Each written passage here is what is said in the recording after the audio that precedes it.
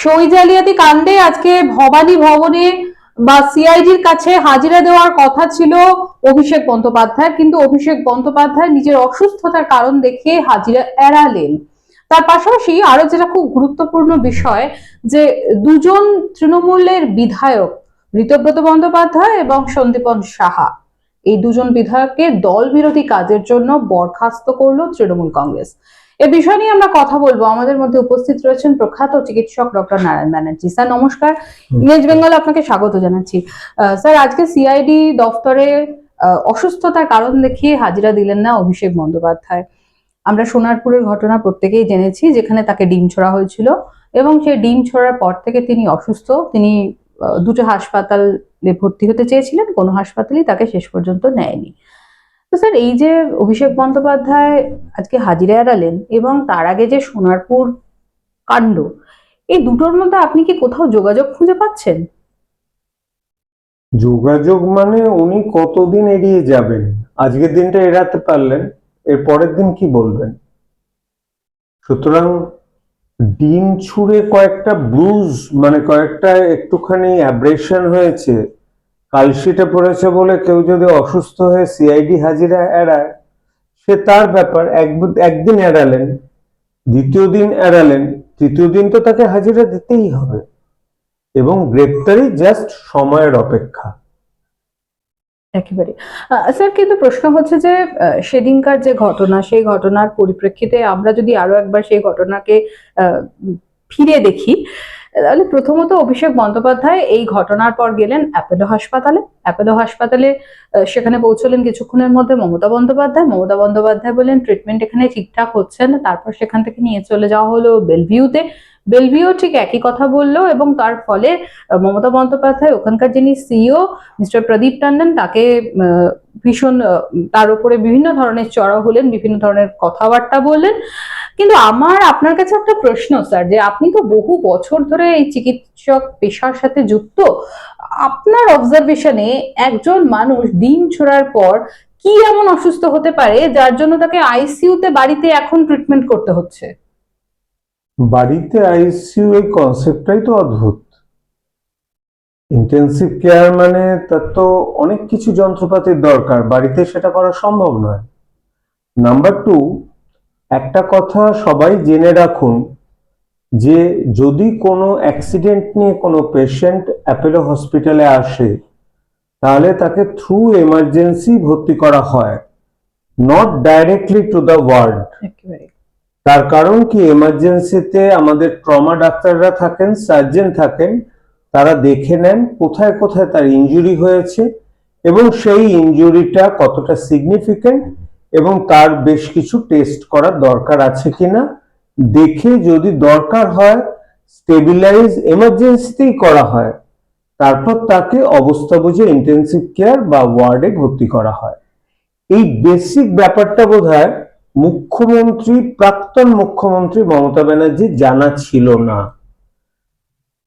উনি ওখানে ওই এমার্জেন্সিতে ট্রিটমেন্ট হচ্ছে আরো 10 জনের সাথে, এইটা উনি বোধহয় সহ্য করতে পারেননি, সেই জন্য উনি বলেছেন ট্রিটমেন্ট হচ্ছে না। কিন্তু যেটা নিয়ম, যে জায়গা, সেটা তো মানতেই হবে। কোনো অ্যাক্সিডেন্ট পেশেন্টকে ডাইরেক্টলি ওয়ার্ডে তুলে দিলাম, তারপর সেখানে গিয়ে কোল্যাপস করলো, সেটা তো হয় না। সুতরাং অ্যাপোলোতে চিকিৎসা ওনার মনে হলো ওনাকে সেরকম ভিআইপি ট্রিটমেন্ট করা হচ্ছে না, উনি নিয়ে চলে গেলেন বেলভিউতে। এটা তার ইচ্ছা, এটা সম্পূর্ণ উনি নিজে এসে নিয়ে চলে গেছেন বেলভিউতে। তারপর আমার বেলভিউতে জানা নেই ট্রায়ালসটা কোথায় করে, অর্থাৎ পেশেন্টের এক্সামিনেশন সিরিয়াসনেসটা কোথায় করে। তারা হয়তো আইটিইউতে করে দেখে বুঝেছে। কারণ সবসময় জানবেন, এরকম হাই প্রোফাইল পেশেন্টকে রিফিউজ করার আগে ডাক্তাররা 14 বার ভাববে, যে কোনো রকম, বা হসপিটাল অথরিটি 14 বার ভাববে যে আদৌ কি সিরিয়াস। আচ্ছা বলুন তো, কোনো পেশেন্টকে রিফিউজ করা হলো, বাড়ি গিয়ে সে যদি কোল্যাপস করে, তাহলে সম্পূর্ণ দায়ভারটা ডাক্তার এবং হসপিটাল অ্যাডমিনিস্ট্রেশনের উপর চলে আসে।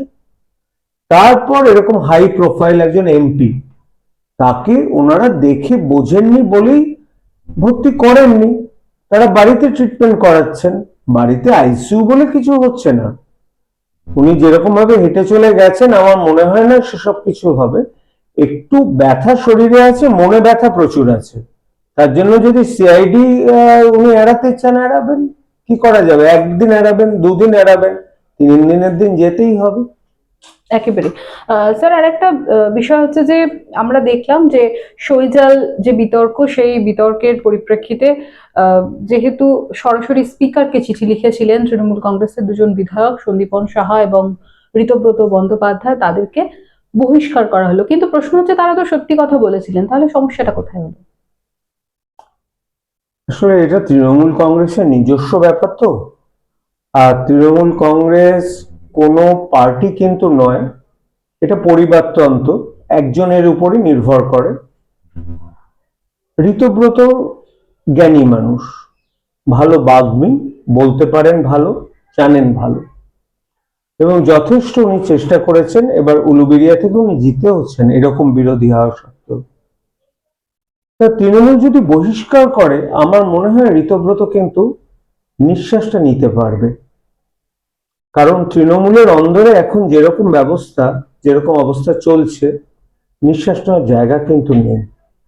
আমরাই পশ্চিমবঙ্গবাসী তৃণমূলের শাসন থেকে বেরিয়ে এসে আমরা অনেক খোলা নিঃশ্বাস নিচ্ছি, আমরা ফ্রি হয়েছি।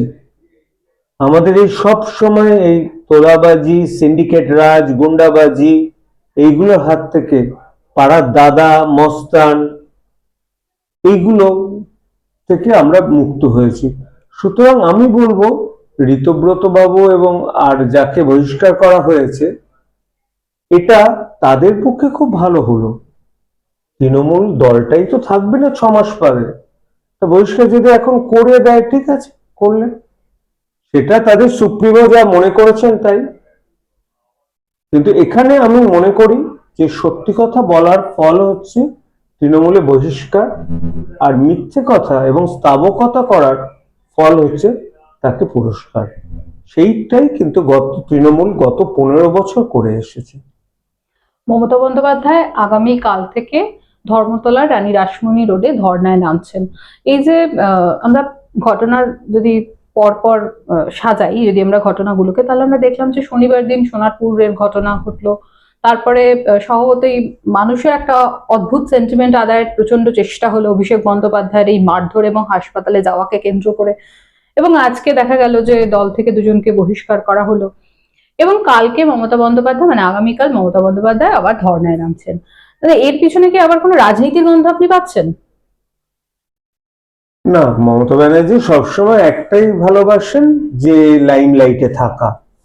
তবে আমি এটুকু বলতে পারি, কালকের রানী রাসমণি রোডে ভিড়টা কিন্তু আমাদের ডাক্তাররা যে অনশন আন্দোলনে বসেছিল তার ভিড়ের চেয়েও অনেক অনেক কম হবে। এখানে জনস্রোত হবে না, জনরোষ হতে পারে।